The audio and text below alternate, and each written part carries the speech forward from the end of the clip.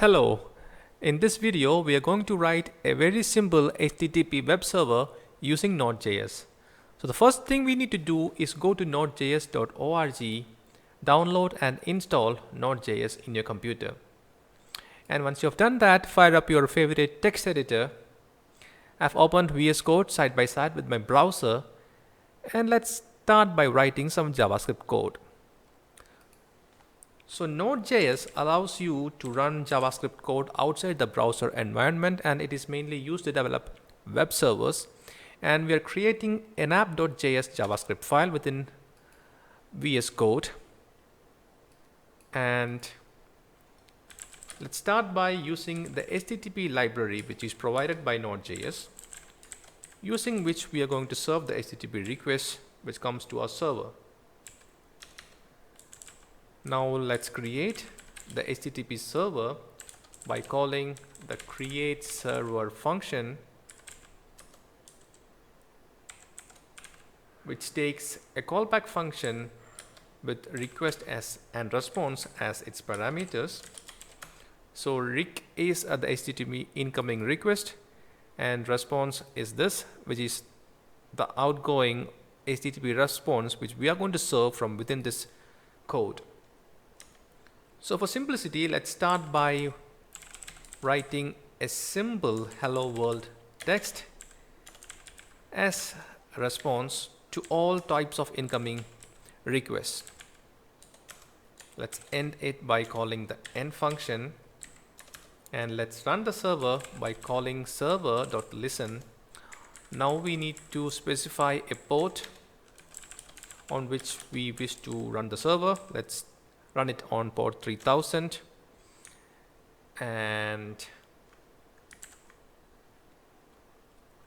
let's specify the host name as the loopback address,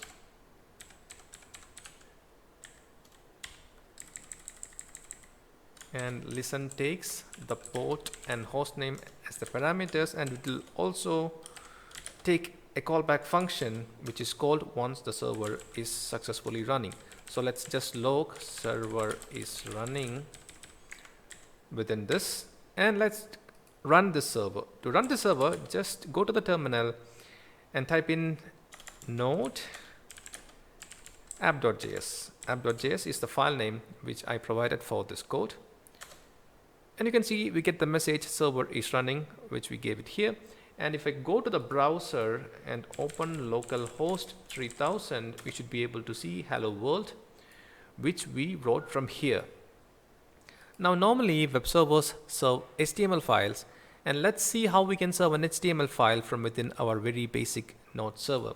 So for that, just create an index.html file and just fill it with some basic template. Hello world served with the love from HTML.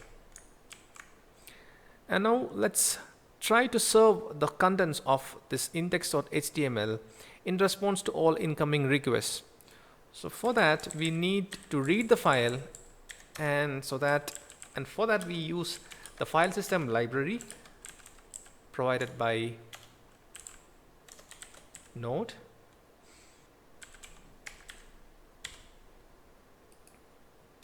And we start by reading the file using the read file function, which takes the file name as its parameter, and as callback it will take a function with error and data as the parameters, and if there is an error, we will let the client know that there has been an error. Otherwise, we will serve the file. Now when the call succeeds, when read file succeeds, the data variable will have the content of the HTML file. So let's serve the error case first. When it's an error, we will serve a status code of 404, which is the HTTP status code for file not found. Let's also write the text file not found. And in case the call succeeds, the status code is 200 OK. And we will set the headers. We need to let the client know that the response we are serving is HTML. For that, we will set the content type header to text/HTML, and we will write the data.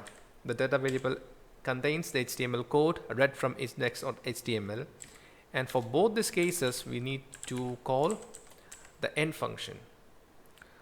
So right now the code is complete for serving a basic HTML file. We need to restart the Node application by clicking Ctrl+C.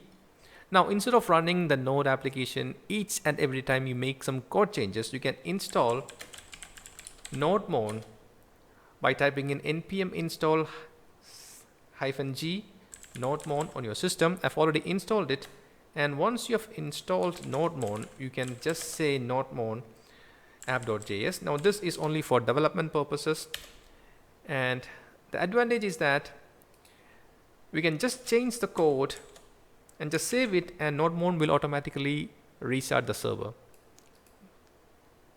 So now let's go to the browser and reload the same address, and now we can see that the HTML which we brought in the server is being served now for all incoming requests. Now, before we end, let's take a look at this request parameter.